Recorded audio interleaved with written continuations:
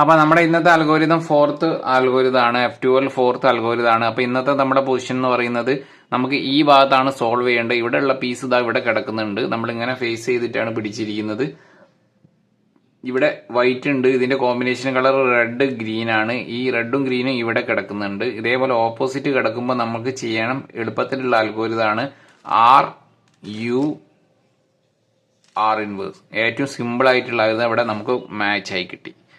അതിപ്പോൾ നമ്മൾ ഈ ഒരു ക്യൂബിൽ നോക്കുകയാണെങ്കിൽ ഈ ഒരു പീസും ഇതുമായിട്ട് മാച്ച് ചെയ്തതിന് ശേഷം നമുക്ക് ഇവിടെ സോൾവ് ആവണം. അപ്പം നിങ്ങൾ ചെയ്യേണ്ടത്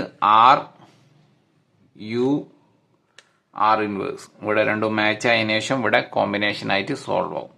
അപ്പോൾ ഇത്രയും സിമ്പിൾ ആയിട്ടൊരു അൽഗോരിതമാണ്. ഈ 1, 2, 3, 4 അൽഗോരിതം വളരെ സിമ്പിളാണ്. നിങ്ങൾക്ക് പെട്ടെന്ന് അൽഗോരിതം ക്യാച്ചപ്പ് ചെയ്യാനും പറ്റും, പഠിക്കാനും പറ്റും. അതിന്റെ പൊസിഷനും പെട്ടെന്ന് നമുക്ക് മനസ്സിലാവും. ബാക്കിയുള്ള ഇനി മുതലുള്ള അൽഗോരിതം കുറച്ച് ഡിഫിക്കൽട്ടാണ്. അപ്പോൾ ചാനൽ ഒന്ന് ശ്രദ്ധിക്കുക. കൂടുതൽ വീഡിയോ ആയിട്ട് നമുക്ക് വീണ്ടും കാണാം. ബൈ.